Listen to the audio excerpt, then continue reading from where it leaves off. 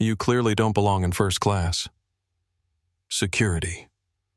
The words sliced through the morning air of Skybridge Airlines Flight 847 like a blade through silk. They didn't come from security. They didn't come from a flight attendant. They came from Blake Morrison, a man whose trust fund had taught him that the world was divided into two types of people, those who mattered and those who served those who mattered. Standing in the aisle of the Boeing 737, Blake's voice carried with the confidence of someone who had never been told no, never been questioned, and certainly never been challenged by someone who looked like the woman in front of him.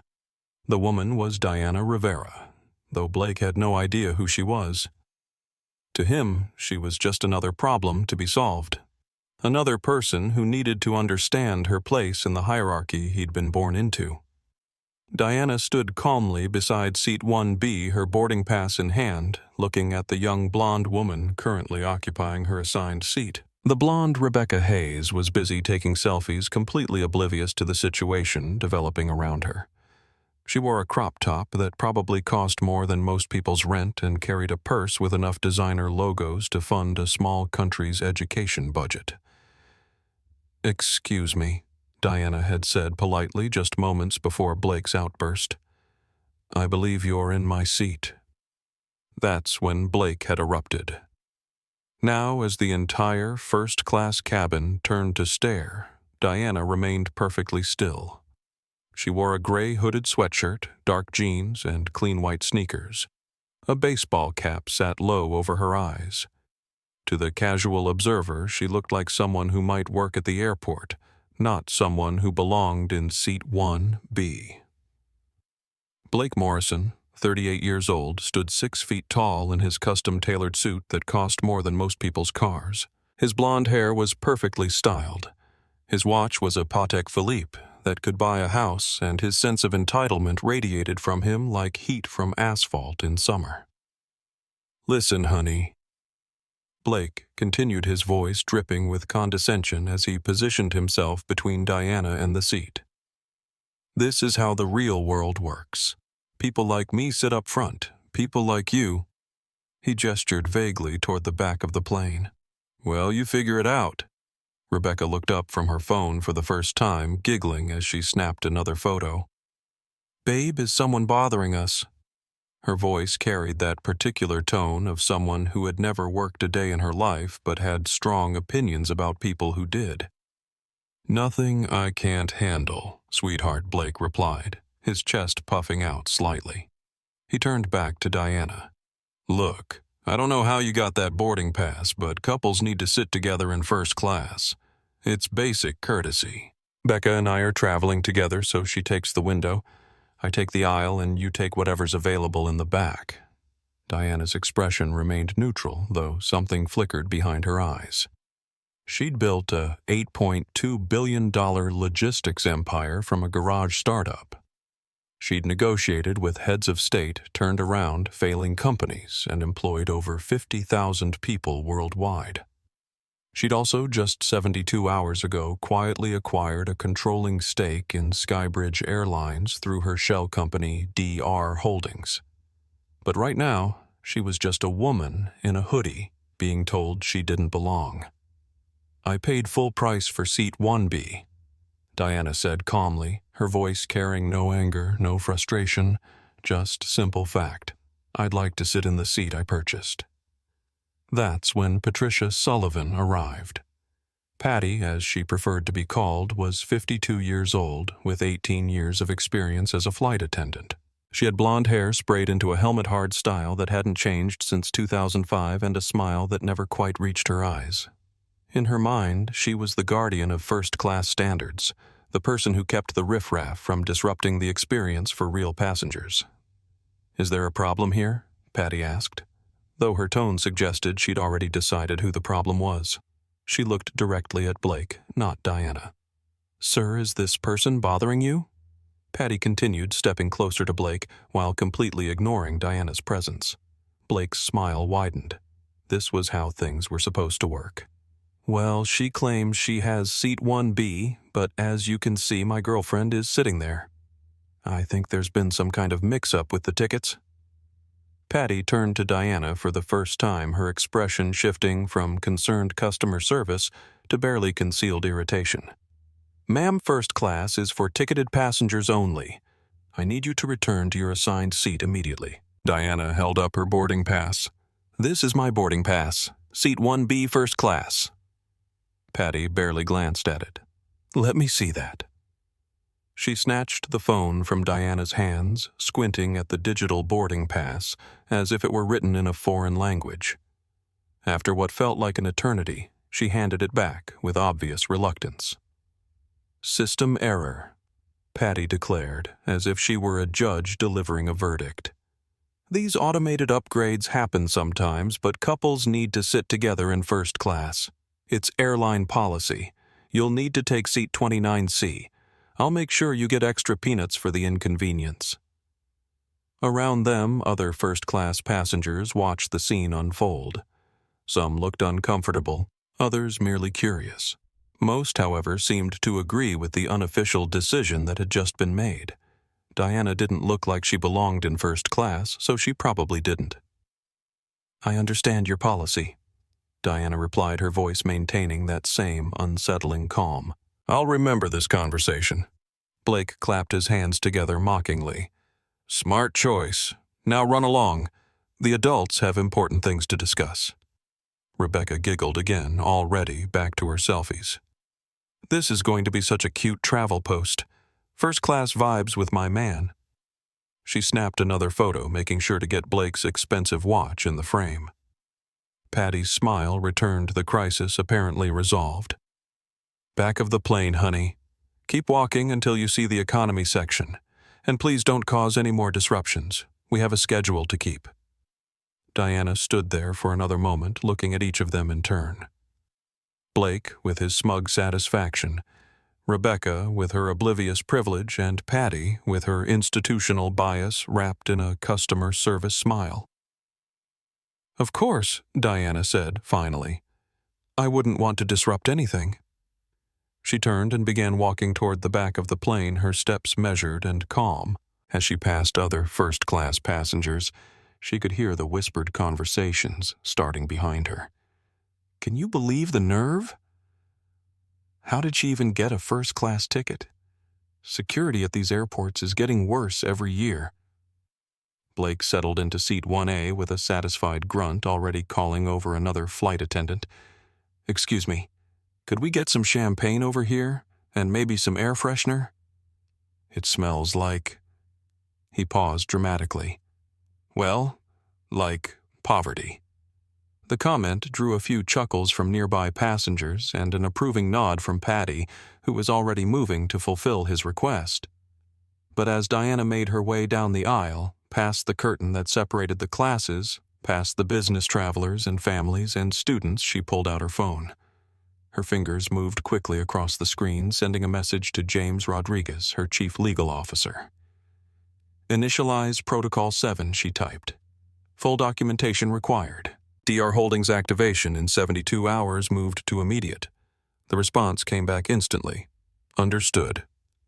How bad? Diana glanced back toward first class, where she could hear Blake's loud laughter and Rebecca's high-pitched voice asking for more champagne. "Total reconstruction needed," she replied, starting with personnel. She found seat 29C, a middle seat between a man eating a pungent tuna sandwich and a mother trying to calm a crying baby. The seat didn't recline. The tray table was cracked. The window was scratched and dirty. Diana sat down and buckled her seatbelt. She pulled her baseball cap lower and closed her eyes. 27 years ago, she'd been a college student flying standby to a job interview dressed in her only business suit, carrying a folder full of dreams and resumes. A flight attendant had looked at her and said, "I'm sorry, but first class is full.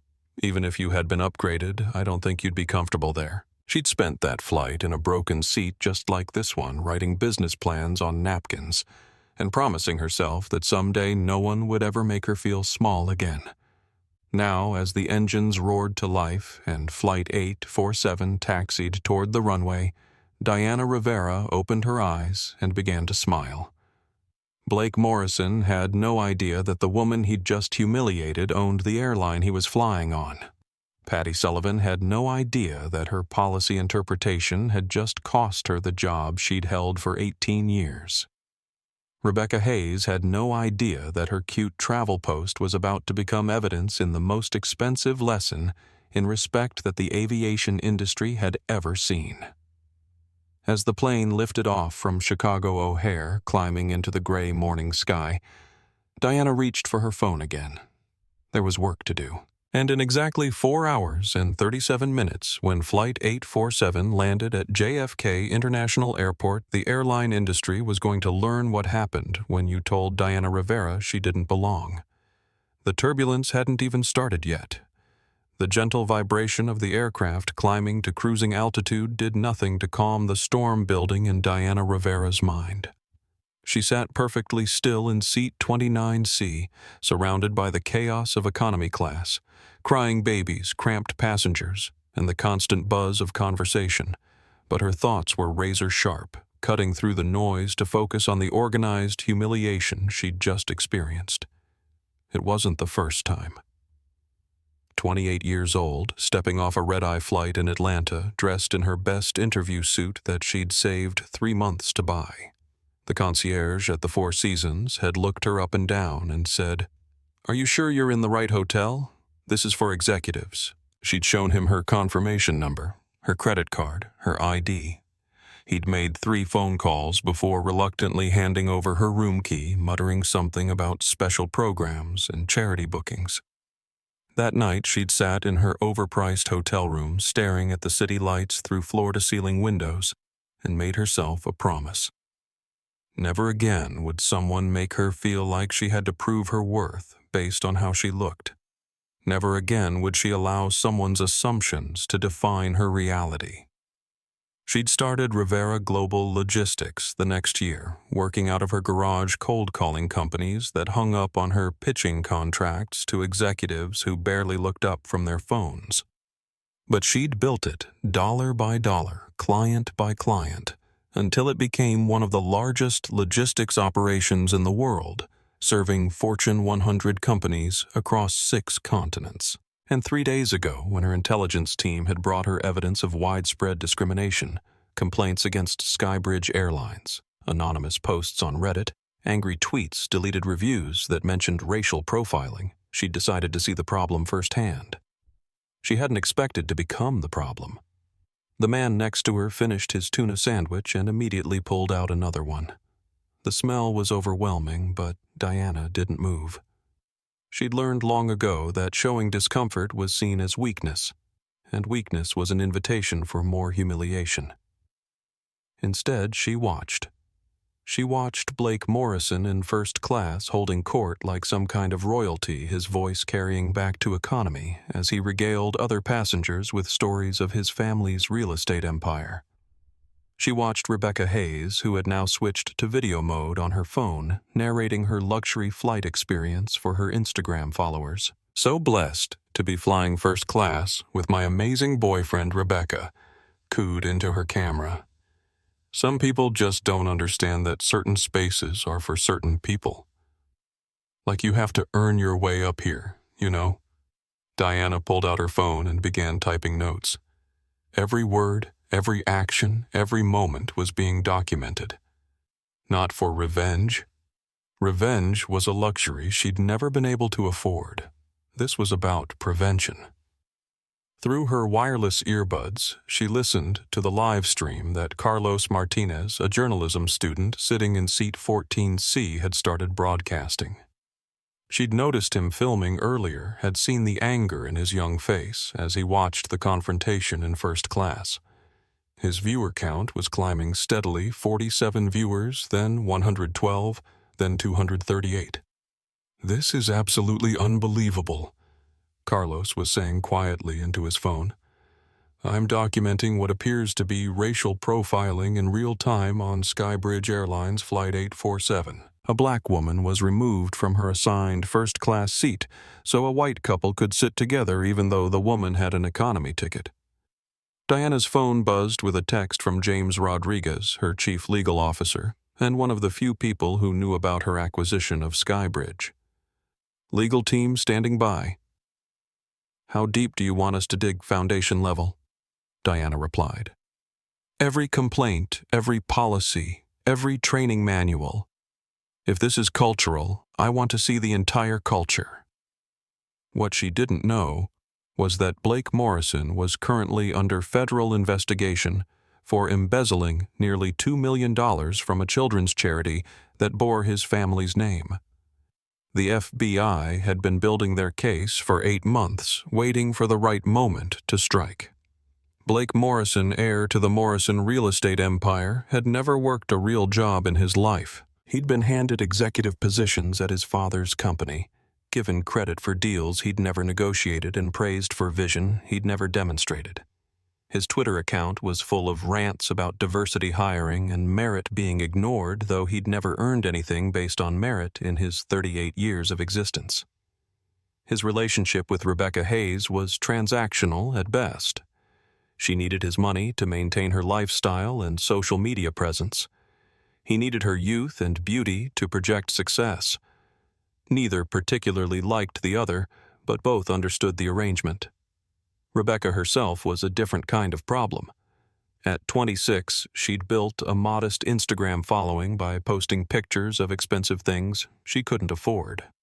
Exotic trips funded by whatever man was currently paying her bills, and inspirational quotes about manifesting abundance. Her content was popular among young women who saw her lifestyle as aspirational, not understanding that it was entirely dependent on her ability to find men like Blake who confused spending money with having worth. Meanwhile, Patricia Sullivan was preparing for the beverage service, her mind already focused on taking extra special care of the first-class passengers. In her 18 years with Skybridge, she'd developed a sophisticated internal ranking program for passengers. First-class passengers who dressed expensively and spoke with authority got her best service. Economy passengers got efficiency, and passengers who seemed out of place, regardless of their ticket class, got suspicion. She'd dismissed 47 formal complaints in the past 2 years, all from passengers who claimed discrimination. In her mind, these people just didn't understand airline policies, or they were trying to get free upgrades by playing the victim. She'd never considered that she might be the problem. The flight had been airborne for 30 minutes when Diana decided to get up. She needed to use the restroom, but more than that, she needed to observe. She walked slowly through economy, noting the cramped conditions, the broken armrests, the overhead bins that didn't close properly. This was her airline now, and it was falling apart. As she passed row 14, she caught Carlos Martinez's eye. He was still live-streaming, his viewer count now approaching 500. She gave him the slightest nod, not of approval, but of acknowledgement. What he was doing mattered. The economy restrooms were both occupied, so Diana continued walking forward. The first-class cabin was separated by a heavy curtain, but she could hear voices from the other side. Blake's voice specifically growing louder and more animated. The problem with this country, he was saying, is that we've confused equality of opportunity with equality of outcome. Just because someone wants something doesn't mean they've earned it. Like that woman earlier, she probably got that first-class ticket through some kind of assistance program, then got angry when she realized she didn't actually deserve to be there. Several passengers murmured agreement. Rebecca laughed, the sound sharp and grating. Diana pushed through the curtain and walked toward the first-class restroom. The conversation stopped immediately. Blake looked up from his champagne, his face shifting from surprise to annoyance. "Excuse me, this section is for first-class passengers only." Diana continued walking, her expression neutral. "The restroom. There are restrooms in economy," Blake insisted, his voice growing louder. "This isn't your section." Patty appeared as if materialized from thin air, her smile replaced by barely concealed hostility. "Ma'am, you cannot be in first class. I made this clear during boarding. Please return to your seat immediately." "The economy restrooms are occupied," Diana explained calmly. "I'm simply using an available facility." "Policy is policy," Blake interjected, standing up now, his considerable height meant to intimidate. She's probably trying to steal something. These people always have an angle. The phrase hung in the air like smoke from a fire.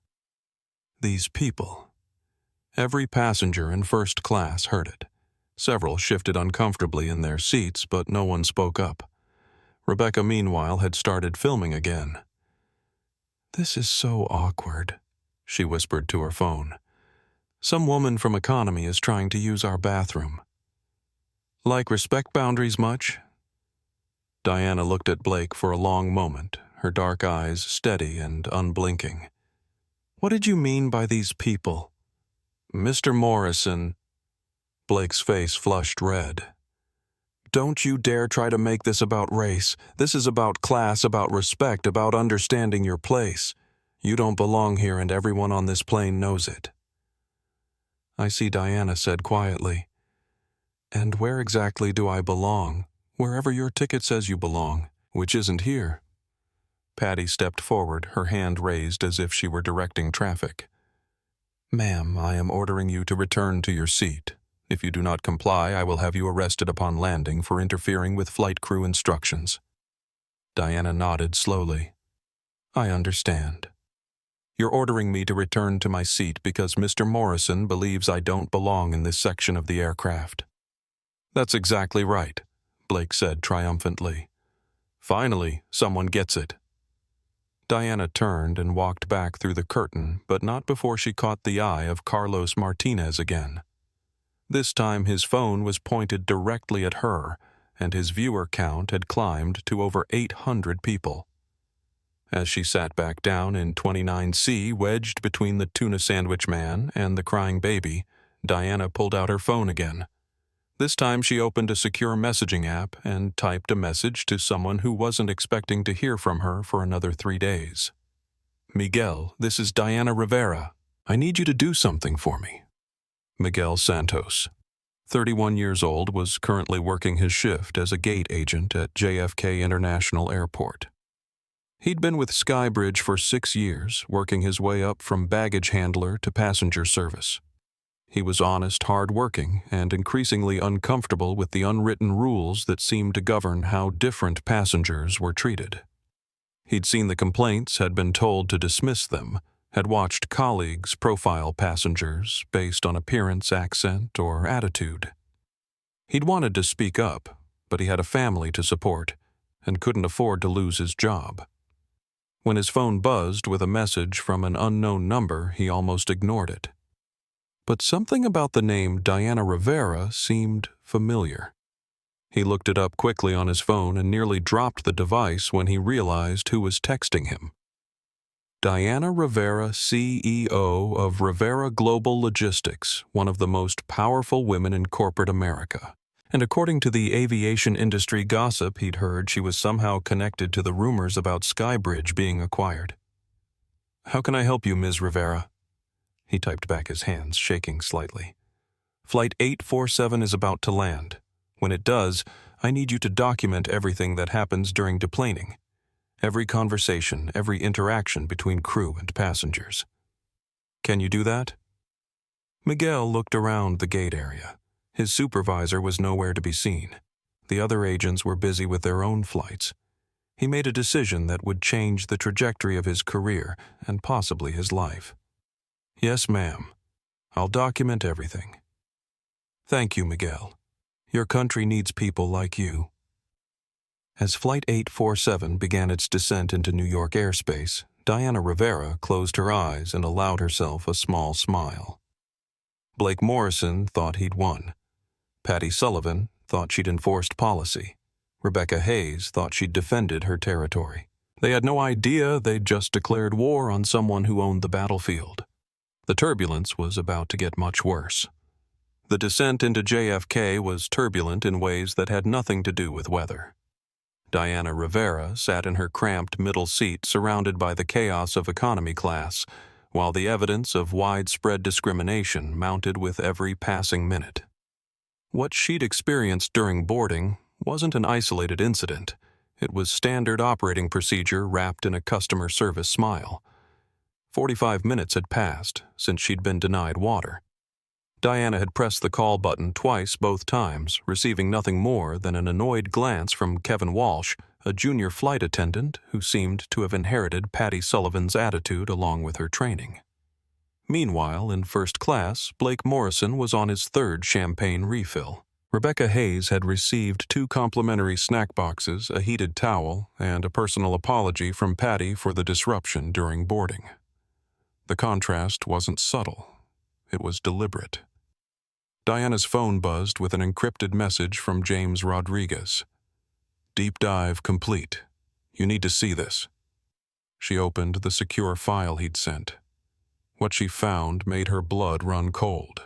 The document was labeled Customer Service Protocol, Internal Use Only. It outlined Skybridge's unofficial passenger management guidelines, including a section titled Discrepancy Resolution. The language was carefully coded, but the meaning was clear. When conflicts arise regarding seating assignments, prioritize passenger comfort based on customer loyalty status, appearance, appropriateness, and cultural fit with cabin environment. Default resolution should favor passengers who align with brand standards. Translation, when in doubt, side with the white passengers. But that was just the beginning. James had uncovered a pattern of complaints that painted a picture of institutional bias that went far beyond individual prejudice. In the past 18 months, Skybridge had received 127 formal discrimination complaints. Of those, 124 had been dismissed without investigation. The 3 that were upheld resulted in nothing more than form letter apologies. Diana scrolled through the complaint summaries, her anger building with each entry. Passenger claimed flight attendant told her people like you shouldn't expect special treatment when she asked for assistance with overhead luggage. Family reported being moved from exit row seats after passenger complained they didn't look responsible enough for emergency situation. Business class passenger alleged crew assumed he was traveling on someone else's ticket because he didn't look like he could afford the upgrade. Each complaint followed the same pattern: discrimination disguised as policy enforcement, followed by corporate dismissal disguised as thorough investigation. Miguel Santos had been busy. From his position at Gate 42, he'd been quietly gathering information about Flight 847's crew and passenger manifest. What he found corroborated Diana's growing suspicions about organized discrimination. Patricia Sullivan had been involved in 23 of the 127 complaints. 23. In less than 2 years, nearly 1 in 5 discrimination complaints had involved the same flight attendant. Yet she'd never been disciplined, never been retrained, never even been questioned. Kevin Walsh, despite being newer to the company, had already generated 7 complaints in 8 months.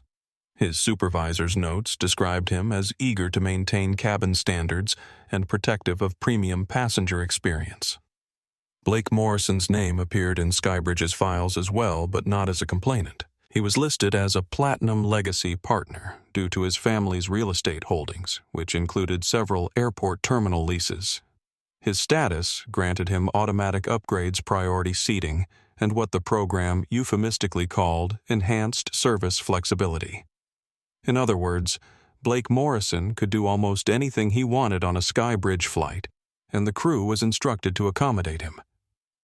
But Diana's investigation had uncovered something else about Blake Morrison, something that made his behavior on Flight 847 even more disturbing.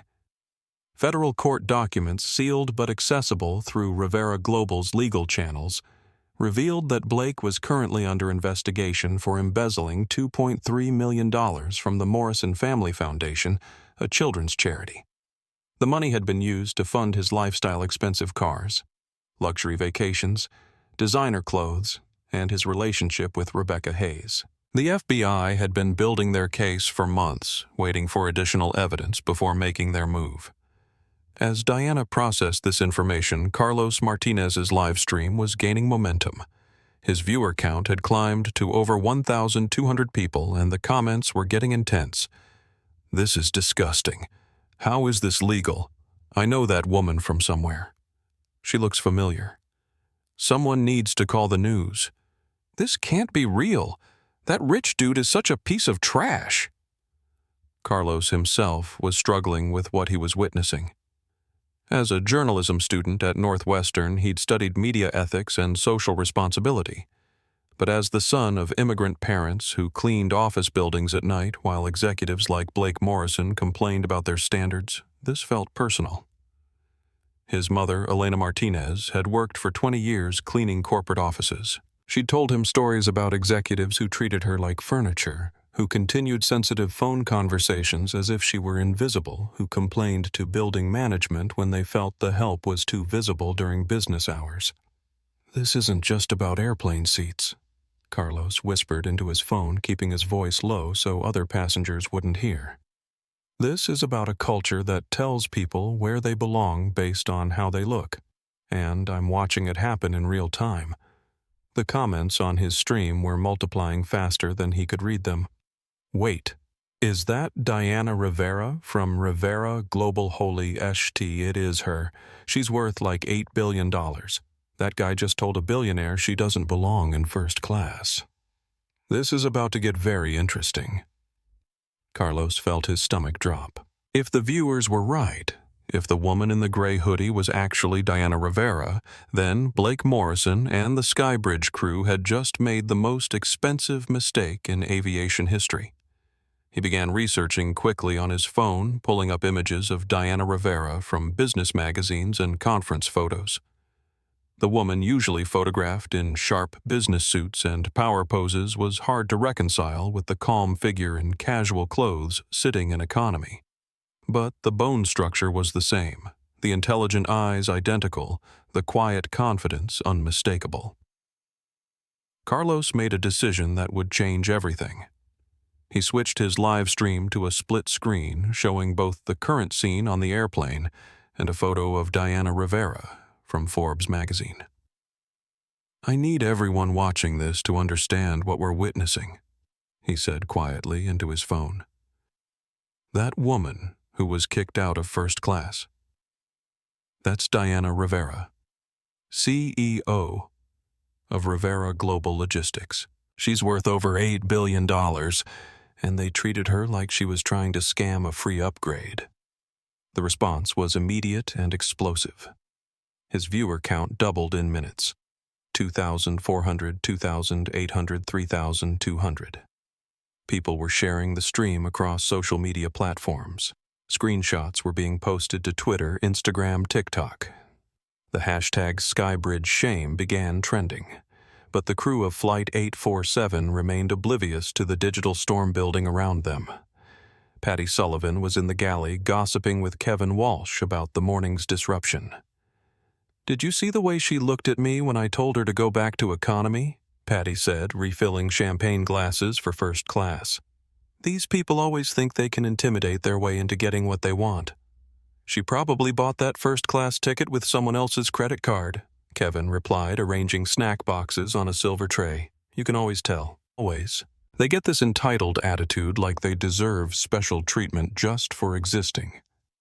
Neither of them realized that their conversation was being overheard by Mrs. Elena Morales, a 65-year-old grandmother traveling to visit her family in New York. Elena was sitting in seat 15, close enough to the galley to hear every word. Elena had worked as a hotel housekeeper for 30 years. She'd cleaned rooms for executives who treated her like she was invisible, who discussed confidential business matters as if she couldn't understand English, who complained about the quality of help while she was standing right there. She'd seen the confrontation in first class. She'd watched a calm, dignified woman be humiliated by people who assumed she didn't belong. And now she was listening to the crew mock that same woman behind her back. Elena made her own decision. She opened her purse and pulled out a small notebook. She'd always been a meticulous person, keeping records of everything from grocery expenses to family birthdays. She began writing down everything she'd witnessed, including the date, time, flight number, and names from crew badges. 2 rows behind Elena, Robert Kim, a 34-year-old tech executive, was having his own moral crisis. He'd watched the entire confrontation unfold and done nothing. In his mind, he'd justified his silence by telling himself it wasn't his business, that he didn't have all the facts, that intervening would only make things worse. But as he watched Blake Morrison celebrate his victory with increasing volumes of champagne, Robert's guilt was overwhelming. He'd spent his career advocating for diversity in tech, giving presentations about unconscious bias and inclusive workplace culture. Yet when faced with obvious discrimination happening right in front of him, he'd remained silent. Robert pulled out his phone and began recording. Not for social media, not for attention, but for evidence. If this situation escalated, and he suspected it would, there needed to be documentation from multiple sources. Diana Rivera, meanwhile, was conducting her own investigation. Through her secure network, she'd accessed Skybridge's internal communications structure. What she found was a treasure trove of discriminatory behavior disguised as corporate efficiency. Email chains between crew members discussing problematic passengers using coded language that barely concealed racial bias. Training materials that emphasized maintaining standards without defining what those standards actually were. Performance reviews that praised employees for protecting the brand experience without specifying what they were protecting it from. But the most damning evidence was a recorded phone call between Patricia Sullivan and her supervisor from 3 months earlier. A passenger had filed a discrimination complaint against Patty, claiming she'd been harassed and humiliated during a flight to Miami. "I don't understand these people." Patty's voice came through clearly on the recording. "They get one little upgrade and suddenly they think they own the plane. I was just maintaining order. Someone has to keep standards up, or pretty soon we'll have anybody thinking they can sit anywhere they want." Her supervisor's response was even worse. "Don't worry about it, Patty. We'll file it under passenger misunderstanding and move on. Keep doing what you're doing. We need people who understand the importance of the passenger experience." Diana closed her eyes and took a deep breath. The passenger experience, as if some passengers' experiences mattered more than others. Her phone buzzed with another message from Miguel Santos at JFK. "Ms. Rivera, I've been reviewing crew protocols. There's something you need to know about tomorrow's schedule. Patricia Sullivan is supposed to work the VIP charter flight for the Morrison family's charity event, the same charity that's currently under federal investigation." Diana's eyebrows rose slightly. Blake Morrison's family was hosting a charity event using Skybridge Airlines for transportation, while under federal investigation for embezzling from that same charity. The connections were becoming impossible to ignore. She typed back quickly. "Miguel, I need you to document everything about that charter flight. Passenger manifest crew assignments, service protocols, everything. Already on it, ma'am. But there's something else. The crew for that flight requested specifically to work it. They said they wanted to provide extra special service for important passengers." Diana's jaw tightened. Extra special service for important passengers, while other passengers like her, were denied basic dignity. As Flight 847 continued its descent toward JFK, Diana Rivera began finalizing her plans. In less than 2 hours, she would walk into Skybridge Airlines corporate headquarters and reveal herself as the new majority owner. Blake Morrison, Patricia Sullivan, Kevin Walsh, and everyone else who had participated in her humiliation would face consequences they couldn't imagine. But this wasn't about revenge. Revenge was personal, emotional, temporary.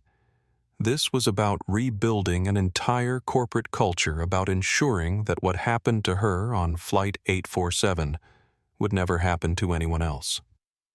The plane's wheels touched down at JFK with a gentle bump, but Diana Rivera knew the real turbulence was just beginning. As Flight 847 taxied toward Gate 42, the digital wildfire that Carlos Martinez had ignited was spreading faster than anyone aboard the aircraft could have imagined. What had started as a journalism student's class project had evolved into something far more significant, a real-time documentation of corporate discrimination that was about to change an entire industry. Carlos's live stream had exploded beyond his wildest expectations. His viewer count had climbed to over 8,000 people, and the chat was moving so fast he couldn't read individual comments. Screenshots from his stream were being shared across every major social media platform. The hashtag #SkybridgeShame was trending nationally, joined by Flight, While Black, and Diana Rivera. But Carlos himself was struggling with the weight of what he'd captured. As a journalism student, he understood the importance of objective reporting. As the son of Elena Martinez, who cleaned office buildings while executives ignored her existence, this felt deeply personal. "I need everyone to understand what we've witnessed here," Carlos whispered into his phone as the plane came to a stop. "This isn't just about airline policies or customer service complaints. This is about a pervasive culture that tells people they don't belong based on how they look, how they dress, or how much money their families have." His viewers were way ahead of him. The comments section had turned into a research operation, with people sharing links to Diana Rivera's business achievements, photos from corporate conferences, and articles about her company's impact on the global logistics industry. She employs over 50,000 people worldwide. Her company handles supply chains for half the Fortune 500. She's literally one of the most powerful women in business, and they treated her like she was trying to scam a free upgrade. Elena Morales, the 65-year-old grandmother who had been taking careful notes throughout the flight, stood up slowly as passengers began gathering their belongings. She'd filled 3 pages of her small notebook with details: times, quotes, crew badge numbers, and her own observations about the treatment Diana Rivera had received. Elena had seen discrimination before, had experienced it herself countless times during her 30 years as a hotel housekeeper. But watching it happen to someone else, witnessing the casual cruelty disguised as policy enforcement, had awakened something in her that she thought had been worn away by decades of being invisible. She made her way down the aisle toward Diana Rivera's seat, her notebook clutched tightly in her arthritic hands. "Mija," Elena said softly, stopping beside seat 29C. "I saw everything that happened up there. That wasn't right." Diana looked up, her expression neutral, but her eyes kind. "Thank you. I wrote it all down," Elena continued, holding out her notebook. "Names times everything they said. I've been invisible to people like them my whole working life. But I see everything, and what I saw today was wrong." Diana accepted the notebook, scanning Elena's careful handwriting. The detail was remarkable. Elena had captured conversations Diana herself hadn't heard, recorded the exact time of each incident, and even noted the reactions of other passengers. "This is incredibly thorough," Diana said. "Are you willing to provide this as testimony if needed?" Elena straightened her shoulders. "Mija, I'm 65 years old. I've spent my life cleaning up after people who think I don't matter. If I can help make sure this doesn't happen to someone else, then yes, I'll testify." 2 rows ahead, Robert Kim was having his own crisis of conscience. Throughout the flight, he'd recorded several videos on his phone: Blake Morrison's increasingly intoxicated commentary, Patty Sullivan's dismissive treatment of other passengers, and the general atmosphere of entitlement that permeated first class. But Robert's recordings captured something Carlos's live stream hadn't: the reactions of other passengers to Diana's treatment. Several first-class passengers had looked uncomfortable during the confrontation, but none had spoken up. A few had actually nodded in agreement with Blake's comments about these people not belonging. As an executive who'd spent years advocating for diversity and inclusion in corporate settings, Robert understood the bystander effect. He also understood that silence in the face of discrimination was complicity. He approached Diana as she gathered her few belongings. "Ms. Rivera, I recorded several interactions during the flight. If you need additional documentation, I have videos that might be helpful." Diana looked at him with interest. "You know who I am. I recognized you from the Forbes conference last year. Your presentation on ethical supply chain management was remarkable." Robert paused, his face flushing with embarrassment. "I should have spoken up during the confrontation. I'm sorry. Speaking up now matters just as much," Diana replied. "Thank you." Meanwhile, Rebecca Hayes was completely oblivious to the digital storm swirling around her. She'd spent the flight taking selfies, posting Instagram stories, and creating what she thought would be aspirational content for her followers. Her phone showed hundreds of new comments and mentions, but she assumed they were the usual mix of admiration and jealousy her lifestyle posts typically generated.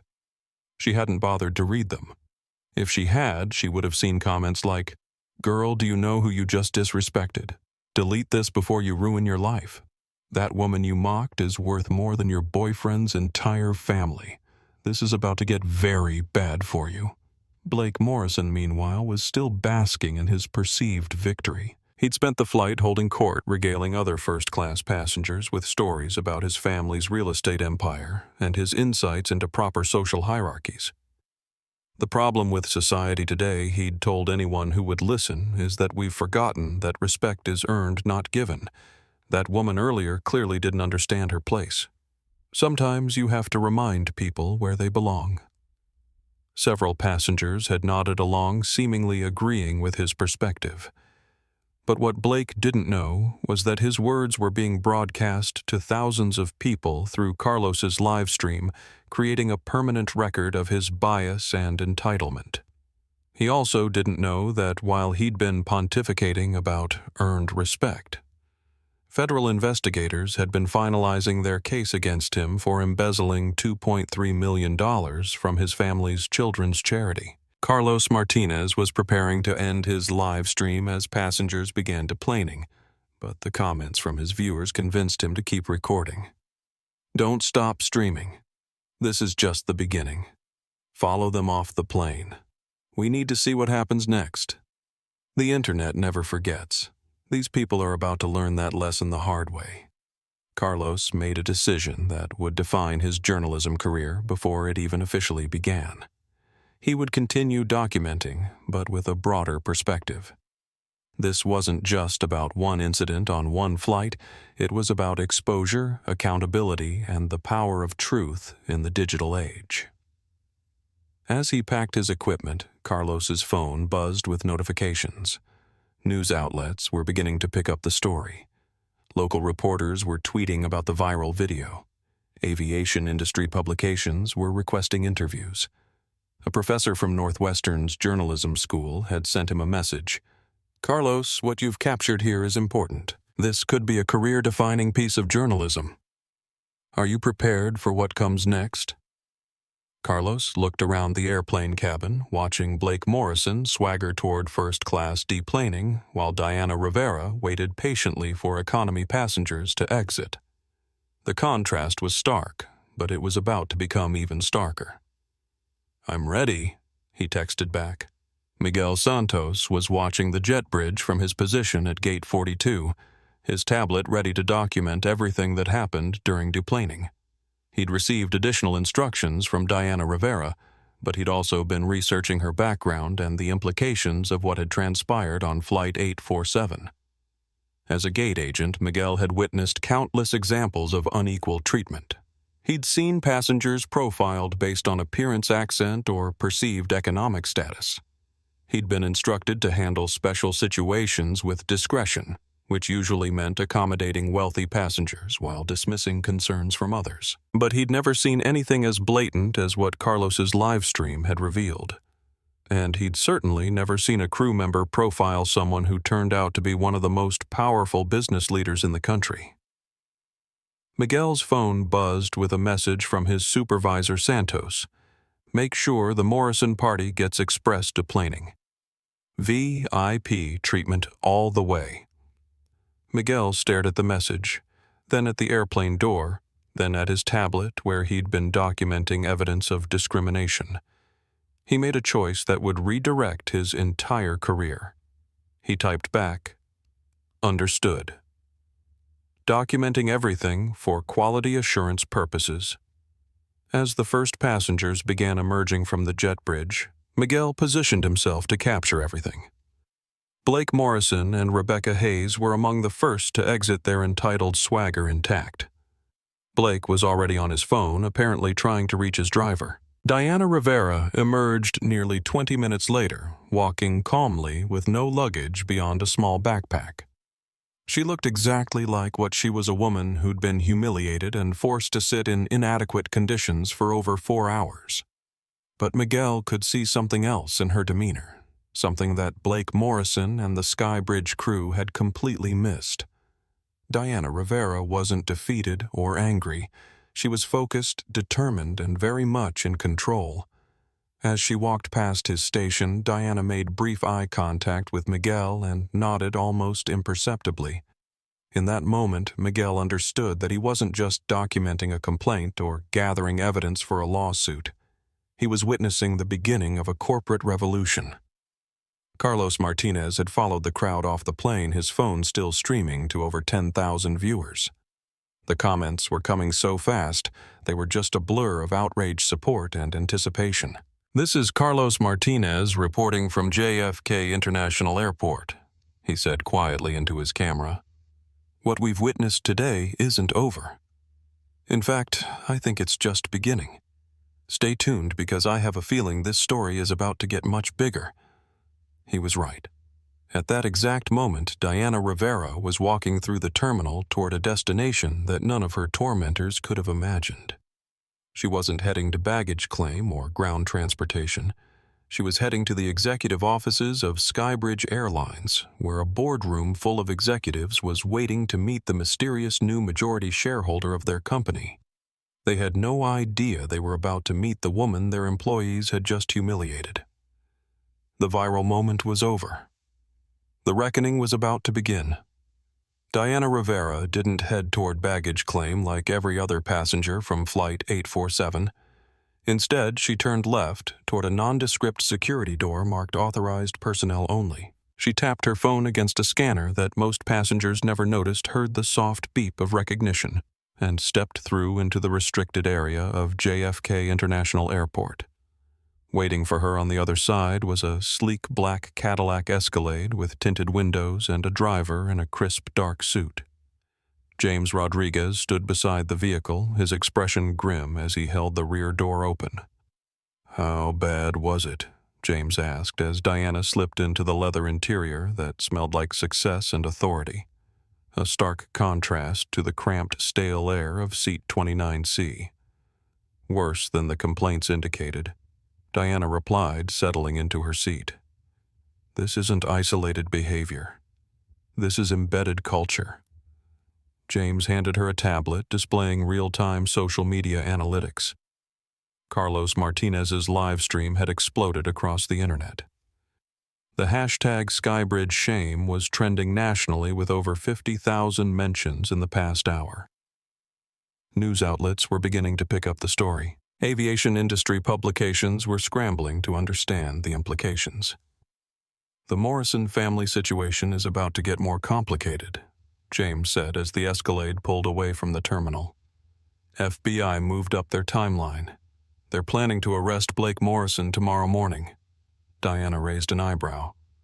"Tomorrow morning?" Apparently someone tipped them off about additional evidence of embezzlement. Coincidentally, this someone also informed them about Blake's public statements regarding charitable giving and social responsibility, which directly contradict his private actions. Diana's smile was barely perceptible. Interesting timing. The drive to Skybridge Airlines headquarters took 12 minutes through Queens traffic. The building was a gleaming glass tower that projected corporate success and stability. But Diana knew that beneath the polished exterior, the company was hemorrhaging money, losing market share, and facing a growing crisis of public confidence. That crisis was about to accelerate exponentially. The headquarters lobby was a monument to corporate vanity, marble floors, modern art installations, and a reception desk that looked like it could launch spacecraft.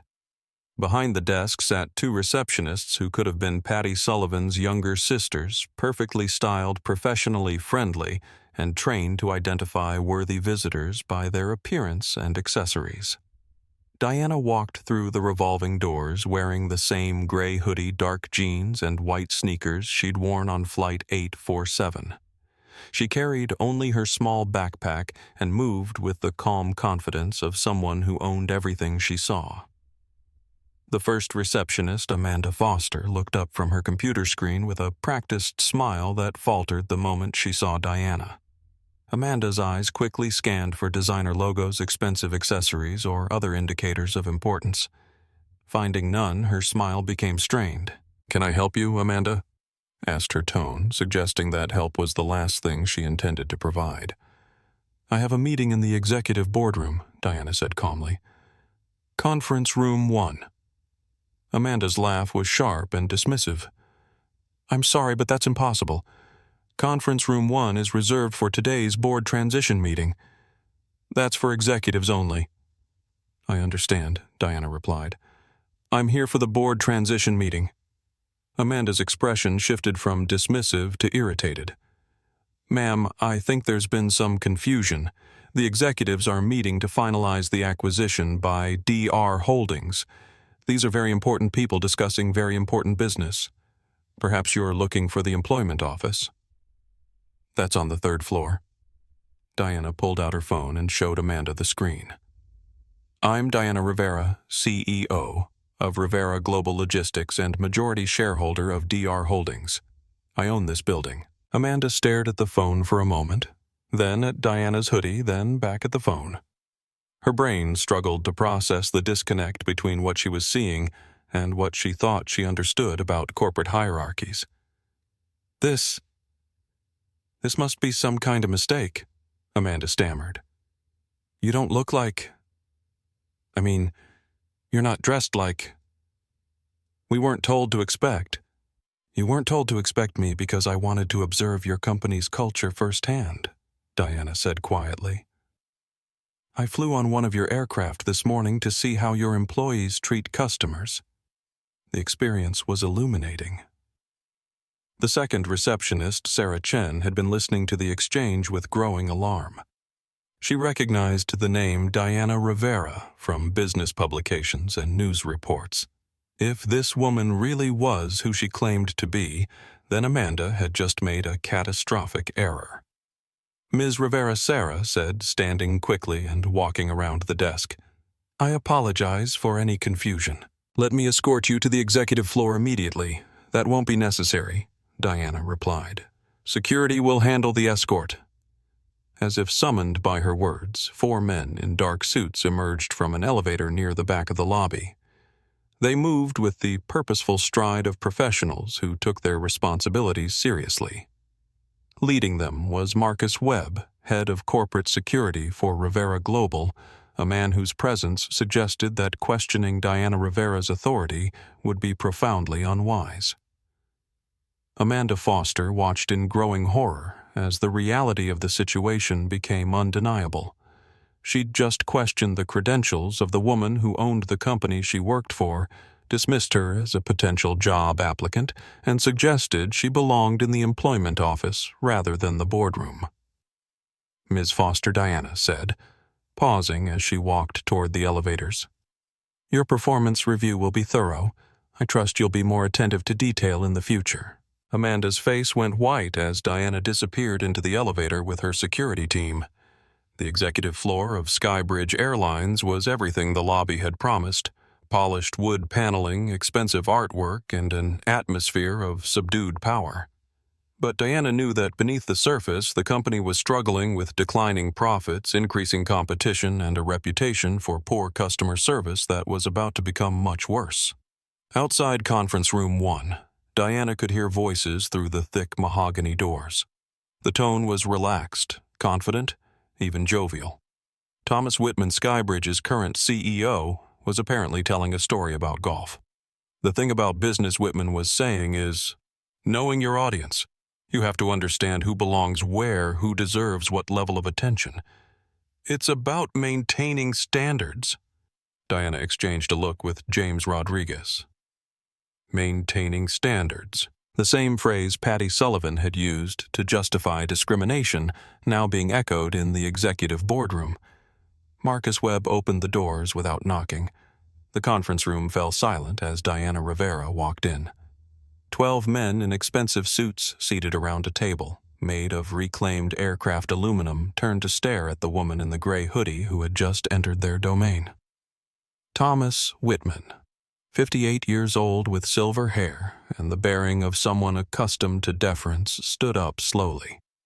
His expression was confusion mixed with irritation, as if someone had accidentally allowed maintenance staff into a board meeting. "Excuse me," Whitman said, his voice carrying the authority of someone who'd never been challenged in his own boardroom. "I think there's been a mistake. This is a private meeting." "No mistake," James Rodriguez said, stepping forward with a leather portfolio. "Gentlemen, may I present Diana Rivera, CEO of Rivera Global Logistics and majority shareholder of DR Holdings." The silence that followed was profound. 12 powerful men accustomed to controlling conversations, acquisitions, and corporate destinies sat frozen as their assumptions crumbled around them. Board member Richard Hayes, Blake Morrison's uncle and a major investor, was the first to recover. "This is obviously some kind of confusion. The buyer we're meeting is a major corporate entity, not—" He gestured vaguely at Diana's casual attire. "Not a black woman in a hoodie," Diana finished for him, her voice calm but carrying an edge that cut through the corporate politeness. "Please continue, Mr. Hayes." Not what Richard Hayes's mouth opened and closed without sound. Around the table, other board members shifted uncomfortably, suddenly aware that they were walking through a conversational minefield. Diana walked slowly to the head of the table where Thomas Whitman was still standing in stunned silence. She didn't ask him to move. She didn't need to. He stepped aside instinctively, recognizing a predator when he saw one. "Gentlemen," Diana said, placing her hands flat on the table and leaning forward slightly. "Before we discuss Skybridge's future, I want to share my experience as a customer on Flight 847 this morning." She gestured to James, who connected his tablet to the conference room's display structure. The massive screen flickered to life, showing the Skybridge Airlines logo, followed by flight information for Flight 847. "I boarded your aircraft at 6:45 this morning, dressed exactly as I am now. I had a first-class ticket for Seat 1B, which I had purchased at full price." Diana's voice remained calm, but every board member could sense the storm building beneath her composure. "However, your crew decided that I didn't belong in first class. They removed me from my assigned seat so that a trust fund heir named Blake Morrison could sit next to his girlfriend, who had an economy ticket." Thomas Whitman's face had gone pale. He knew Blake Morrison's name. The Morrison family were major investors in Skybridge, and Blake personally held premium status due to his family's real estate holdings.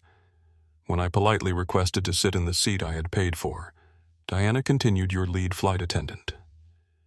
Patricia Sullivan told me that couples need to sit together in first class, and that I should take seat 29C in economy."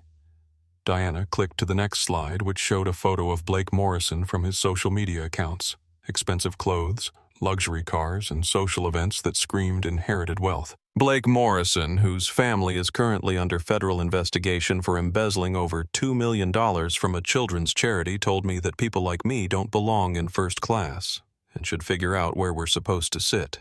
Another click brought up Patricia Sullivan's employee file, including her 18-year service record and the 23 discrimination complaints filed against her. "Patricia Sullivan, your 18-year veteran flight attendant has been involved in nearly 20% of all discrimination complaints filed against your airline in the past 2 years. Yet she's never been disciplined, retrained, or even questioned." Diana paused, allowing the information to sink in. Around the table, board members were beginning to understand the magnitude of the crisis they were facing.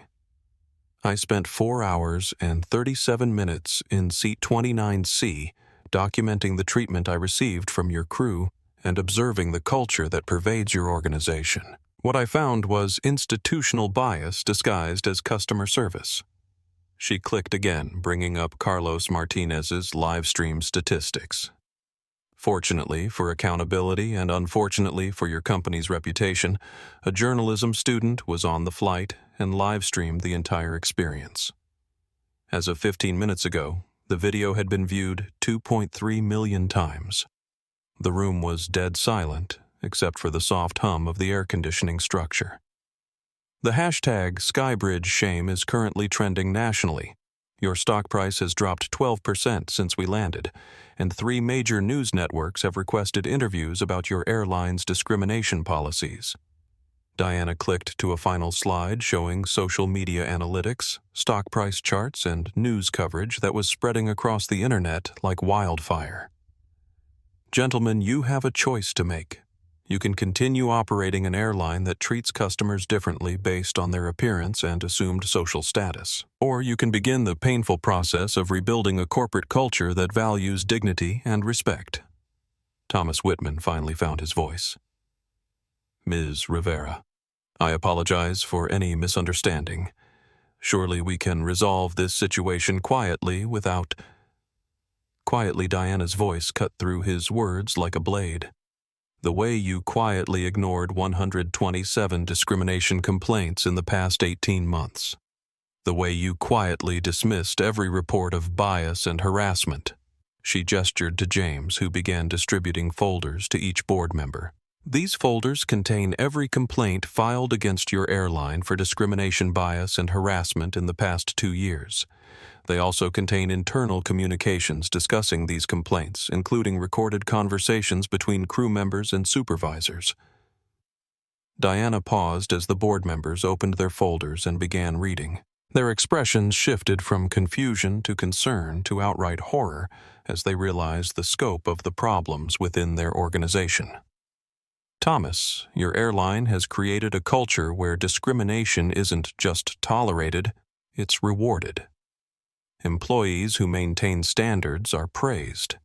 Passengers who complain about bias are dismissed as troublemakers. And executives who enable this behavior are protected. She walked slowly around the table, making eye contact with each board member. This morning, your employees humiliated the woman who now owns 67% of your company. They violated federal anti-discrimination laws on a flight that was being live-streamed to thousands of viewers. And they did it while representing your brand. Diana stopped behind Thomas Whitman's chair. But more importantly, they did it because you've created a culture that tells them this behavior is acceptable. Richard Hayes. Blake Morrison's uncle attempted to mount a defense. Miss Rivera, surely you understand that airline operations are complex. Sometimes difficult decisions have to be made about seating arrangements, passenger management. Mr. Hayes. Diana interrupted, her voice carrying a dangerous quiet. Your nephew told me that people like me don't belong in first class. He said that respect is earned, not given, and that some people need to be reminded of their place. She pulled out her phone and played an audio recording from the flight.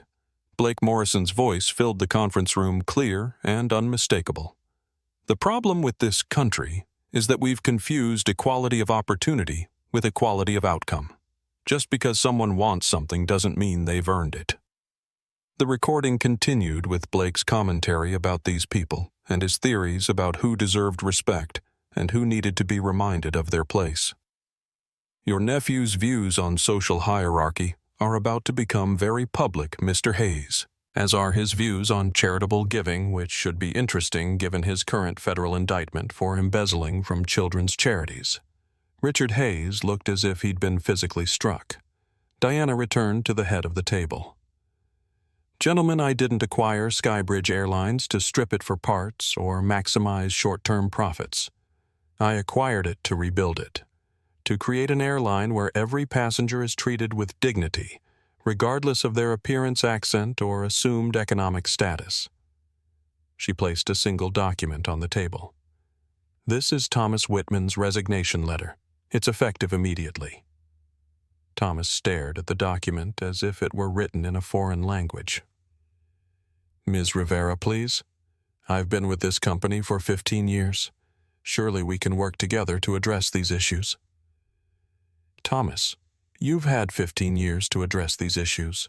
Instead, you've created a corporate culture that measures success by how effectively you exclude people who don't fit your definition of valuable customers. Diana's voice remained calm, but her words carried the weight of finality. You have two options. You can sign your resignation and receive the severance package outlined in your contract. Or, you can be terminated for cause, forfeit your severance, and explain to future employers why you were fired for enabling discrimination. Thomas picked up the pen with shaking hands. As he signed his name, Diana continued speaking to the rest of the board. Effective immediately, Skybridge Airlines will implement the Dignity First initiative. Every employee will undergo comprehensive bias training.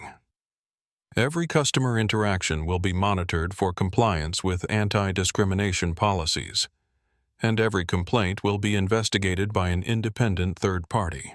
She gestured toward the door where Marcus Webb and his security team were waiting. Patricia Sullivan, Kevin Walsh, and every other employee involved in this morning's incident will be terminated. Not suspended, not reassigned, terminated.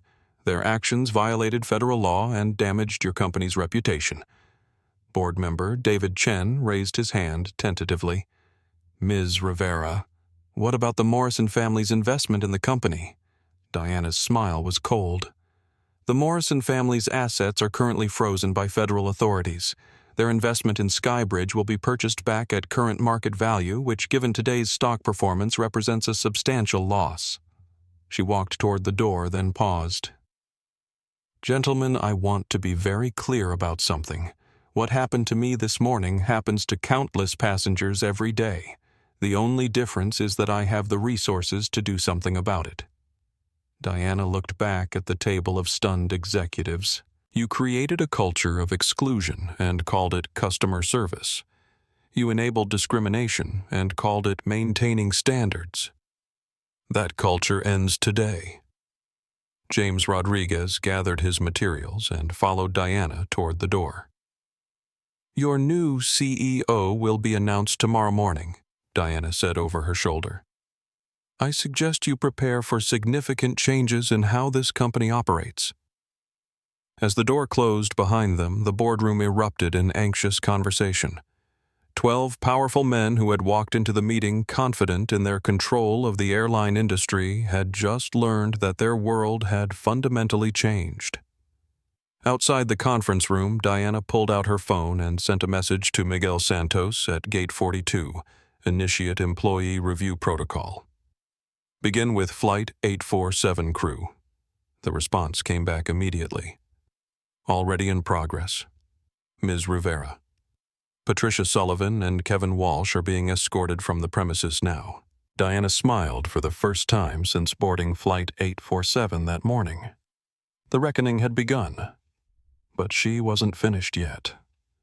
Blake Morrison and Rebecca Hayes had no idea that while they were celebrating their perceived victory in first class, their entire world was collapsing around them. The federal investigation into Blake's embezzlement was accelerating. Rebecca's social media empire was about to implode under the weight of her association with documented discrimination. And Patricia Sullivan, who had spent 18 years treating passengers like problems to be solved rather than people to be served, was about to learn that her interpretation of airline policy had cost her everything she'd worked for. The viral video was just the beginning. The real consequences were about to unfold. Miguel Santos stood at Gate 42, his tablet documenting everything as Patricia Sullivan's world collapsed in real time. He'd received Diana Rivera's message about employee review protocol just as Patty was finishing her post-flight duties, completely unaware that her employment with Skybridge Airlines had already been terminated. The first sign of trouble came when Patty's security badge stopped working. She'd tried to scan into the crew lounge for her usual post-flight routine, but the scanner beeped red and displayed "Access denied." Patty frowned, tapped the badge against the scanner again, and got the same result. "Excuse me," she called to Miguel, assuming he could help resolve what must be a technical glitch. "My badge isn't working. Can you call maintenance?" Miguel looked up from his tablet, his expression carefully neutral. "Ms. Sullivan, could you please wait here? Someone from Human Resources needs to speak with you." Patty's frown deepened. "Human Resources? I don't have time for paperwork right now. I need to get to the crew lounge, then catch my deadhead flight to Miami." "Ma'am, please wait here," Miguel repeated, his voice carrying a new authority that Patty had never heard from a gate agent before. 2 minutes later, Margaret Fisher from HR appeared, flanked by 2 airport security officers. Margaret was 45 years old, efficient, and currently handling the most significant employee termination in Skybridge's corporate history. "Patricia Sullivan?" Margaret asked, though she clearly knew the answer. "Yes. What's this about I have a flight to catch?" Margaret held up a tablet displaying an official-looking document. "Ms. Sullivan, your employment with Skybridge Airlines has been terminated effective immediately. I'm here to collect your company identification security credentials and any Skybridge property in your possession." The words hit Patty like a physical blow. She stepped backward, her face cycling through confusion, disbelief, and growing panic. "Terminated? That's impossible. I've been with this airline for 18 years. I have seniority. I have union protection. You can't just fire me, Ms. Sullivan. You're being terminated for cause, specifically gross misconduct, discrimination against passengers, and violation of federal aviation regulations regarding equal treatment." Margaret's voice was professional but firm. "These charges are documented by multiple witnesses, video evidence, and passenger complaints spanning several years." Patty's voice rose to a near shout. "This is about that woman this morning, isn't it? She was disruptive. She was trying to steal a first-class seat. I was maintaining order." Miguel's tablet captured every word, every gesture, every moment of Patty's meltdown. Around Gate 42, other passengers and airport employees stopped what they were doing to watch the drama unfold. "Ma'am," Margaret continued calmly, "the woman you're referring to is Diana Rivera, CEO of Rivera Global Logistics and majority owner of Skybridge Airlines. You removed the owner of this company from her assigned seat and denied her basic customer service." Patty's face went white. The blood drained from her cheeks so quickly that she looked like she might faint. Her mouth opened and closed several times without producing sound. That's impossible," she whispered. She was wearing a hoodie. She didn't look like what Ms. Sullivan. Margaret asked, her tone carrying a dangerous edge. Patty seemed to realize that every word out of her mouth was digging her grave deeper, but she was too far gone to stop talking. She didn't look like someone who could afford first class. People like her always try to scam upgrades. "I was protecting the integrity of the cabin." Margaret held up her tablet again. "Ms. Sullivan, this conversation is being recorded. Your statements are now part of your termination file and may be used in any legal proceedings that follow." The reality finally hit Patty with full force. She wasn't just losing her job, she was potentially facing legal consequences for discrimination. Her union wouldn't protect her because her actions had been captured on video and witnessed by multiple passengers. "Please," Patty whispered, her arrogance crumbling into desperation. "I've worked here for 18 years. This is all I know how to do. I have a mortgage. I have responsibilities." Margaret's expression didn't change. "Ms. Sullivan, your badge and security credentials, please." With shaking hands, Patty unclipped her badge from her uniform and handed it over. The small plastic card that had represented her identity, her career, her sense of purpose for nearly 2 decades was gone in an instant. "Your personal belongings in the crew lounge will be packed and mailed to you," Margaret said. "You have 5 minutes to collect anything from your immediate workspace, then you'll be escorted from the premises." As Patty was led away by security, Miguel couldn't help but feel a mixture of satisfaction and sadness. He'd witnessed discrimination countless times during his 6 years with Skybridge, had been instructed to look the other way, had watched good employees quit rather than participate in a culture that treated passengers as problems rather than people. But seeing Patty's downfall, even though it was deserved, reminded him that real change was often painful for everyone involved. His tablet buzzed with another message from Diana Rivera status on other crew members. Miguel typed back quickly. Kevin Walsh terminated. Blake Morrison being arrested at car rental. Rebecca Hayes, situation developing. Meanwhile, Blake Morrison was discovering that his family's wealth and influence had evaporated overnight.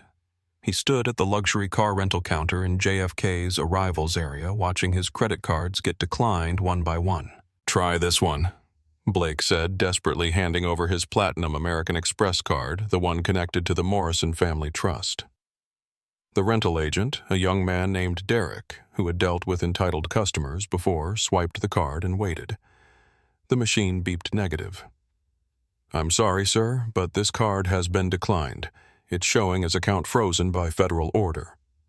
Blake's face turned red. "That's impossible." "Run it again. It's probably just a computer error." Derek tried the card again with the same result. "Sir, I'm also required to inform you that this card has been flagged by federal authorities. I need to confiscate it. You need to—" What Blake's voice reached a volume that attracted attention from across the terminal. "Sir, please lower your voice. Federal banking regulations require us to confiscate cards flagged for investigation." Blake grabbed for the card, but Derek was faster, dropping it into a secure lockbox behind the counter. "This is theft," Blake shouted. "Do you know who I am? My family practically owns this airport." At that moment, 2 FBI agents appeared beside the rental counter. Agent Sarah Collins, 42, and Agent Michael Torres, 38, had been waiting for Blake to exit the flight before making their move. "Blake Morrison," Agent Collins asked, displaying her badge. Blake's anger shifted to confusion and growing fear. "Yes. What's this about Mr. Morrison? You're under arrest for embezzlement, wire fraud, and money laundering in connection with the Morrison Family Foundation." Agent Torres stepped forward with handcuffs. "You have the right to remain silent. Anything you say can and will be used against you in a court of law." Blake's face cycled through disbelief, panic, and dawning horror. "This is a mistake. I haven't done anything wrong. I need to call my lawyer. You can call your lawyer from the federal building, Mr. Morrison. Right now, you need to come with us." As the handcuffs clicked into place, Blake looked around the terminal wildly. Other passengers were staring, some taking photos and videos. His arrest was being documented in real time, adding to the viral momentum that had started with Carlos Martinez's live stream. "Wait!" Blake shouted as the agents began leading him away. "What about my girlfriend, Rebecca? Where is Rebecca?" Agent Collins looked back over her shoulder. "Ms. Hayes is currently being questioned about her knowledge of your financial activities. I wouldn't count on her for support." Blake's legs nearly gave out. Not only was he facing federal charges, but Rebecca, whose lifestyle he'd been funding with embezzled money, was apparently cooperating with authorities. Rebecca Hayes, meanwhile, was experiencing her own version of hell. She'd finally started reading the comments on her social media posts from the flight, and the reality of her situation was becoming undeniable. Her Instagram story, showing her cute travel post with Blake in first class, had been screenshot and shared across Twitter with comments like, "This woman is bragging about stealing a seat from a billionaire." The level of ignorance is astounding. Rebecca Hayes just ended her own career with this post. Her follower count, which she monitored obsessively, was dropping by the hundreds every minute. Brands that sponsored her content were sending messages canceling partnerships. Her agency had left 3 voicemails about urgent damage control. But the worst part was the photos. Someone had found pictures of Diana Rivera from business conferences, and Forbes shoots placing them side by side with Rebecca's mocking Instagram stories. The contrast was devastating. Accomplished CEO being humiliated by an influencer whose only talent was looking pretty while spending other people's money. Rebecca's phone rang. It was her agent, Sandra Michaels. "Rebecca, we need to talk immediately." "Where are you? I'm at JFK. Blake got arrested. I don't know what's happening. What's happening is that you just documented yourself participating in racial discrimination against one of the most powerful women in business. The FBI wants to interview you about Blake's finances, and every brand we work with is dropping you." Rebecca felt like the ground was disappearing beneath her feet. Sandra. I didn't know who she was. I was just trying to create content. Content that shows you mocking a black woman for being out of place in first class. Content that proves you benefited from Blake's embezzled money. Content that will follow you for the rest of your life. Sandra's voice was professional but final. "Rebecca, I'm terminating our representation. You need a lawyer, not an agent." As Rebecca stood at the middle of JFK International Airport watching her social media empire collapse in real time, she finally understood that her lifestyle had been built on nothing more substantial than other people's stolen money and unexamined privilege. Her last Instagram post before deleting her accounts was a desperate apology video that only made things worse. She tried to explain that she didn't mean anything bad and that she didn't know who Diana Rivera was, but her words rang hollow against the evidence of her behavior. The internet had already moved on to documenting her downfall. Screenshots of her deleted posts were preserved forever. Videos of Blake's arrest were spreading across social media. And Carlos Martinez's original live stream continued to gain viewers as news outlets picked up the story. Kevin Walsh, the junior flight attendant who had participated in Diana's humiliation, was terminated via phone call while waiting for his connecting flight to Denver. His supervisor's message was brief and devastating. "Kevin, your employment is terminated effective immediately for violation of anti-discrimination policies. Do not report for your next scheduled flight. Your final paycheck will be mailed to your address on file." Kevin had been with Skybridge for only 8 months, but he'd eagerly adopted the discriminatory culture he'd observed in senior crew members like Patty Sullivan. Now he was facing the same consequences, but without the years of seniority or union protection that might have helped negotiate a softer landing. As news of the termination spread through Skybridge's employee network, something unexpected happened. Other flight attendants, gate agents, and customer service representatives began coming forward with their own stories of being pressured to profile passengers, ignore complaints, or prioritize certain customers over others. Miguel Santos found himself at the center of this wave of whistleblowing. Employees who had remained silent for years were suddenly willing to speak up, knowing that the company's culture was finally being held accountable. One gate agent sent Miguel a message. "I've got audio recordings of supervisors telling us to handle difficult passengers by making their experience uncomfortable enough that they won't complain to corporate. They said it was more cost-effective than addressing their concerns." A flight attendant from the Miami hub shared email chains showing how discrimination complaints were routinely dismissed. "We were told to classify bias incidents as passenger misunderstandings or communication difficulties to keep them out of federal reporting requirements."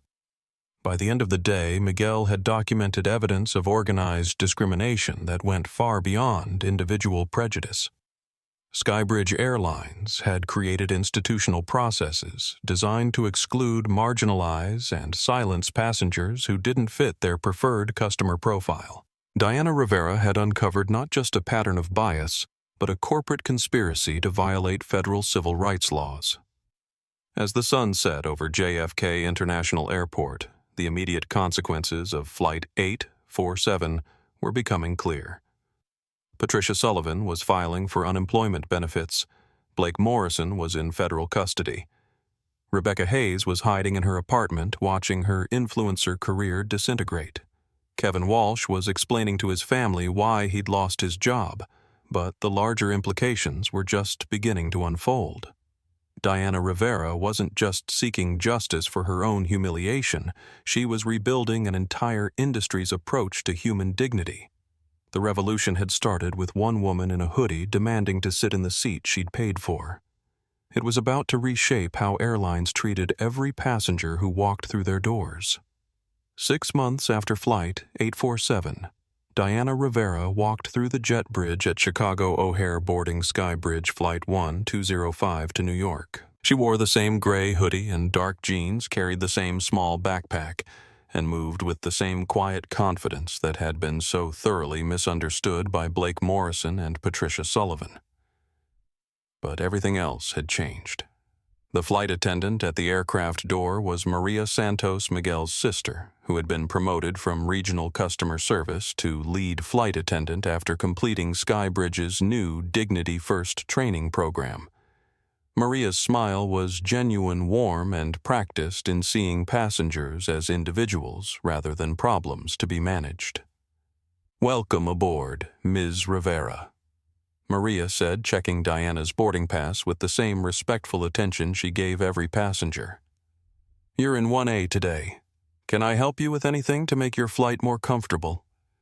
Diana was struck by the difference. 6 months ago, crew members had looked at her appearance and made assumptions about her worth. Today, Maria looked at her boarding pass, confirmed her identity, and treated her like a valued customer. "I'm fine, thank you," Diana replied.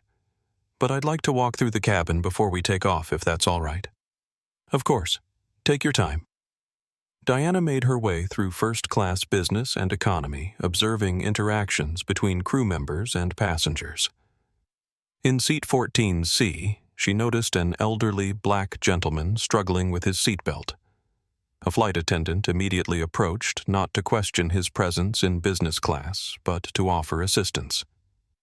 "Can I help you with that, sir?" the attendant asked respectfully. "Thank you, young lady. These old fingers don't work as well as they used to." The attendant helped adjust the seatbelt with patience and dignity, then asked if the gentleman needed anything else. No suspicion, no profiling, no assumption that he didn't belong. In economy, Diana watched a young Latina mother boarding with 2 small children. Instead of sighs and rolled eyes from the crew, the gate agent proactively offered to help with carry-on luggage and check if there were adjacent seats available to make the family's travel easier. This was the culture Diana had spent 6 months building, not through corporate slogans or diversity consultants, but through concrete policy changes, accountability measures, and consequences for discrimination. The Dignity First initiative had transformed Skybridge Airlines from top to bottom. Every employee underwent 40 hours of bias awareness training. Customer interactions were monitored by an independent oversight board. Discrimination complaints were investigated by external civil rights organizations, not internal HR departments. But the most significant change was philosophical. Skybridge no longer measured success by how effectively they excluded undesirable passengers. They measured success by how consistently they treated every passenger with respect, regardless of appearance, accent, or assumed economic status. The transformation hadn't been easy.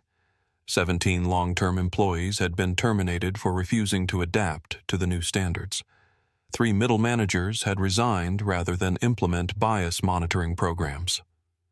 The flight attendants union had initially resisted the changes before realizing that most of their members supported accountability measures. But the results spoke for themselves. Customer satisfaction scores had reached all-time highs. Discrimination complaints had dropped by 94%. Most importantly, Skybridge had become profitable for the first time in 4 years, proving that treating people with dignity was also good business.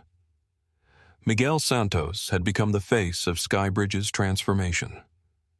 As Director of Customer Experience, he'd implemented feedback programs that gave every passenger a voice in evaluating their treatment. His innovation was simple but revolutionary anonymous reporting tools that allowed passengers to document both positive and negative interactions in real time. The thing we learned, Miguel had told a reporter from Aviation Week, is that discrimination doesn't just hurt the passengers who experience it directly. It creates an atmosphere of tension that affects everyone's travel experience. When you create a culture of respect, everyone benefits. Diana found her seat in 1A and settled in for the flight. As other passengers boarded, she watched the crew's interactions through new eyes. The transformation was real, measurable, and sustainable. Her phone buzzed with a message from James Rodriguez federal sentencing today. Morrison got 8 years. Blake Morrison's fall from privilege had been swift and comprehensive. The embezzlement charges had led to convictions on 14 federal counts. His family's real estate empire had collapsed under the weight of investigation. His social media rants about merit and earned respect had been used as evidence of his character during sentencing. He was currently serving his time at a minimum security federal prison, working in the facility's laundry and attending mandatory classes on financial ethics. His requests for early release had been denied twice. Rebecca Hayes had disappeared from social media entirely. Her influencer career had ended the day Carlos Martinez's live stream went viral. The brands that had sponsored her lifestyle had not only dropped her, but demanded repayment of fees paid for posts that were now associated with documented discrimination. She'd moved back in with her parents in Ohio and was working as a night shift receptionist at a budget hotel, a job that required her to treat every guest with respect, regardless of their appearance or assumed economic status. The irony was lost on no one. Patricia Sullivan had found work cleaning office buildings, the same buildings where she'd once strutted through airports with authority and attitude. Her 18-year career in aviation was over. Airlines wouldn't hire her due to her discrimination record. Her union benefits had been forfeited due to termination for cause. But the most significant consequence for Patty wasn't economic, it was educational. Working alongside janitors and cleaning crew, she'd begun to understand the dignity inherent in all honest work.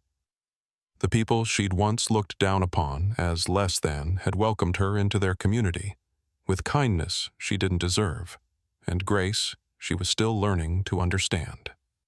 As Flight 1205 climbed toward cruising altitude, Diana reflected on the journey from humiliation to transformation. The woman who had been told she didn't belong in first class had rebuilt the entire industry's understanding of who belonged where. Her phone buzzed again. This time it was a news alert. Skybridge Airlines wins Equity in Aviation Award for industry-leading anti-discrimination policies. Diana smiled, but her satisfaction wasn't about awards or recognition. It was about the young black girl she'd seen in the terminal that morning, confidently walking onto an airplane with her family, never having to wonder if her appearance would determine how she was treated. That was the real victory. The captain's voice came over the intercom. "Ladies and gentlemen, we've reached our cruising altitude. The flight attendants will be coming through the cabin with refreshments." Maria Santos approached Diana's row. "Ms. Rivera, can I offer you something to drink?" "Water would be perfect," Diana replied. Maria returned quickly with a bottle of water and a smile. "Is there anything else I can get you?" "Actually, yes," Diana said.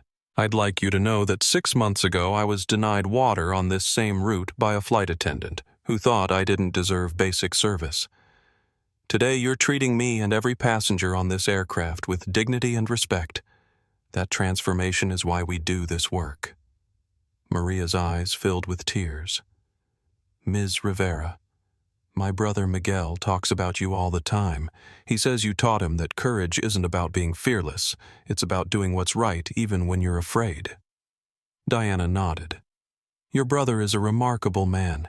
He chose to document discrimination when he could have looked the other way. That choice changed everything."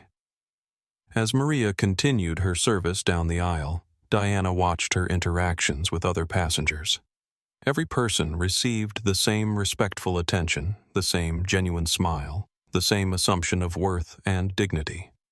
This was what institutional change looked like. Not dramatic confrontations or viral videos, but thousands of small moments where people chose respect over prejudice, inclusion over exclusion, dignity over discrimination. Diana's phone buzzed with one final message of the day. This one from Carlos Martinez, now an investigative reporter for a major television network. Ms. Rivera, it's the 6-month anniversary of Flight 847. Would you like to comment on how the airline industry has changed? Diana typed back. The industry didn't change because of one incident. It changed because good people found the courage to speak up and organizations committed to doing better. That courage and commitment has to be renewed every day. She put her phone away and looked out the window at the clouds below. 6 months ago, she'd sat in seat 29C, humiliated and angry, planning corporate warfare against the people who had discriminated against her. Today, she sat in one, satisfied and hopeful, knowing that the real victory wasn't revenge, it was prevention. The culture that had told her she didn't belong had been replaced by a culture that welcomed everyone.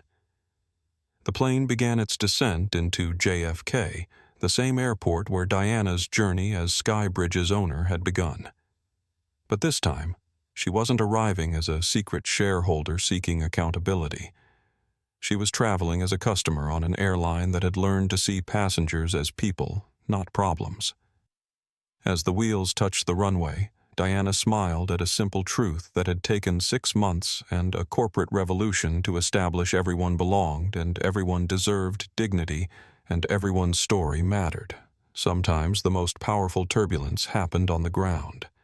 But when you weathered it with grace, you didn't just reach your destination, you changed the flight path for everyone who came after. The transformation of Skybridge Airlines was complete.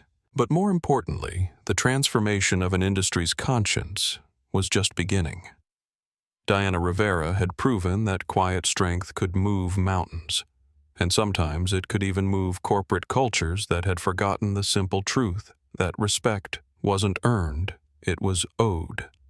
If this story moved you, if it reminded you that every person deserves dignity and respect regardless of how they look or where they come from, then please hit that like button. Your support helps us share these important stories with more people who need to hear them. Subscribe to our channel for more real-life stories about justice, courage, and the power of standing up for what's right. Ring that notification bell so you never miss a new upload. And please share this video with your friends and family. Stories like Diana Rivera's don't just entertain, they inspire us to be better, to see beyond appearances, to treat every person we encounter with the respect they deserve. Remember, you never know who you're really talking to. The person you dismiss today might be the one who changes your tomorrow. So choose kindness, choose respect, choose dignity. Thank you for watching, and we'll see you in the next story.